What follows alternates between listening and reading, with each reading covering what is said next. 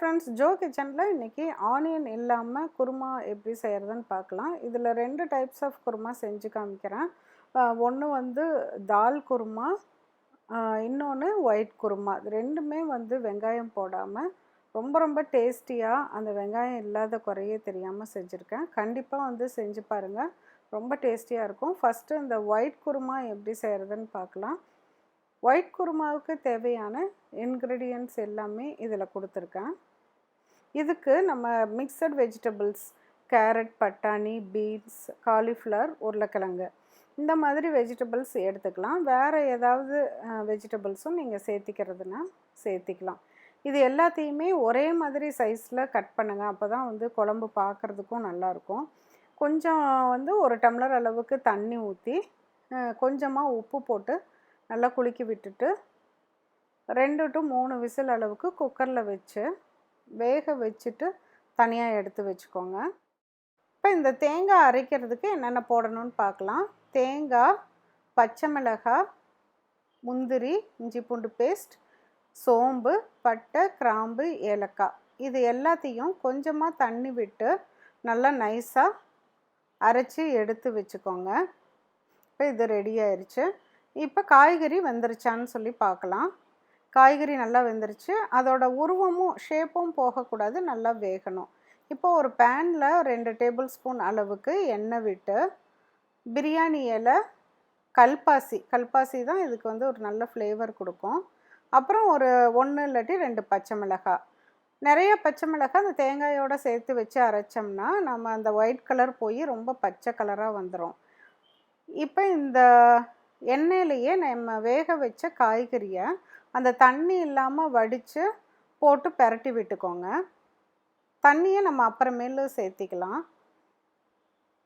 பெரட்டி விட்டுட்டு நம்ம அரைச்சி வச்சுருக்க அந்த தேங்காய் மசாலாவை இதில் போட்டுருங்க. காய்கறியோடு சேர்த்திட்டு கொஞ்சம் தண்ணியும் அலசி ஊற்றிக்கோங்க.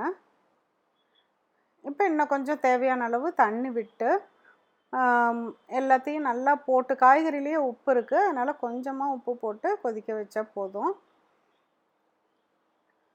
இப்போ நம்ம அந்த குக்கரில் மீதி இருக்கிற தண்ணியும் இதோடு சேர்த்திக்கலாம். உப்பெல்லாம் கரெக்டாக இருக்குதா அப்படின்னு சொல்லிட்டு பார்த்துட்டு உப்பு வந்து அளவோடு சேர்த்திக்கோங்க. இப்போ இதை கொஞ்சம் நேரம் மூடி வச்சுட்டு ஒரு 2 to 3 மினிட்ஸ் மட்டும் கொதிக்க வச்சுருங்க மீடியம் ஃப்ளேமில். அவ்வளோதான், நம்ம சூப்பர் சுவையான ஒயிட் குருமா ரெடி ஆயிடுச்சு. அடுத்தது தால் குருமா எப்படி செய்கிறதுன்னு பார்க்கலாம். தால் குருமா எப்படி செய்கிறதுன்னு இப்போ பார்க்கலாம். இதுக்கு தேவையான பொருட்கள் என்னென்னு இந்த லிஸ்ட்டில் கொடுத்துருக்கேன். இதுவும் ரொம்ப ரொம்ப சிம்பிளான ஒரு குருமா, வெங்காயம் போடாமல் இது செய்யலாம். இப்போ இதுக்கு 1/4 கப் பாசிப்பருப்பு, 1 உருளைக்கிழங்கு, சின்னதாக இருந்தால் 2 போட்டுக்கோங்க.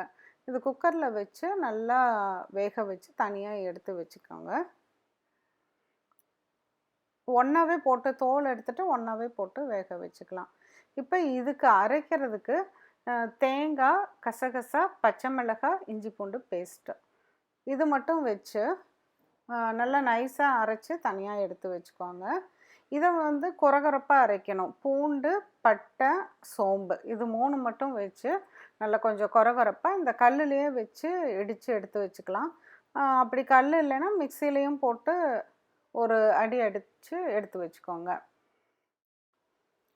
அப்புறம் ஒரு வடை சட்டியில் 2 டேபிள் ஸ்பூன் எண்ணெய் விட்டு பிரியாணி இலை, அன்னாசிப்பூ, ஒரு அன்னாசிப்பூ போதும், அது போட்டு நம்ம அந்த கொரகொரப்பாக இடித்து வச்சுருக்கிறத மட்டும் தாளிச்சிறது கூடயே போட்டுக்கோங்க.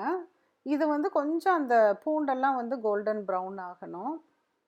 இப்போ 2 தக்காளி, நல்லா பழுத்த தக்காளியாக எடுத்துட்டு அதையும் இது கூடயே சேர்த்தி நல்லா வதக்கி விட்டுருக்குங்க. தக்காளி வந்து ரொம்ப மசியாக வதக்கக்கூடாது. மஞ்சத்தூள், உப்பு கொஞ்சம் போட்டுக்கோங்க.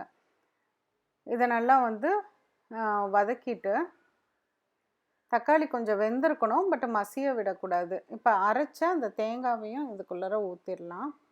இதோடு ஊற்றிட்டு கொஞ்சமாக தண்ணியும் கலக்கி உள்ளே ஊற்றிட்டு அதுக்கப்புறமேல நம்ம வேக வச்சுருக்க அந்த பருப்பை வந்து இதில் வந்து நம்ம சேர்த்திடலாம். நல்லா கொதி வந்துருச்சு. அதுக்கப்புறமேல நம்ம வேக வச்சுருக்க பருப்பு நல்லா மசிய வெந்திருக்கு. ஸோ அதை வந்து அப்படியே வந்து சேர்த்திக்கலாம். இப்போ உருளைக்கிழங்கு அதையும் லைட்டாக வந்து பொடிச்சு விட்டுட்டு சேர்த்திக்கோங்க. ஒரு கேரட் கூட வேணுன்னா இதில் வந்து சேர்த்திக்கலாம். ரொம்ப வெஜிடபிள்ஸ் போடணும்னு அவசியம் இல்லை. இப்போ மூடி வச்சு ஒரு 3 மினிட்ஸ் நல்லா வந்து கொதிக்க விட்டுருங்க. எல்லாம் ஒன்று சேர்ந்து கொதித்ததும் மறுபடியும் திறந்து நல்லா கலக்கி விட்டுட்டு கொத்தமல்லி, புதினா, கருவேப்பிலை இதை நல்லா கொஞ்சம் கையில் பிச்சு போட்டுட்டு மறுபடியும் ஒரு கொதி வந்தோடனே நிறுத்திடுங்க. சூப்பர் சுவையான தால் குருமா ரெடி ஆயிடுச்சு. மீண்டும் ஒரு புதிய ரெசிபியோடு சீக்கிரம் உங்களை மீட் பண்ணுறேன். தேங்க்யூ.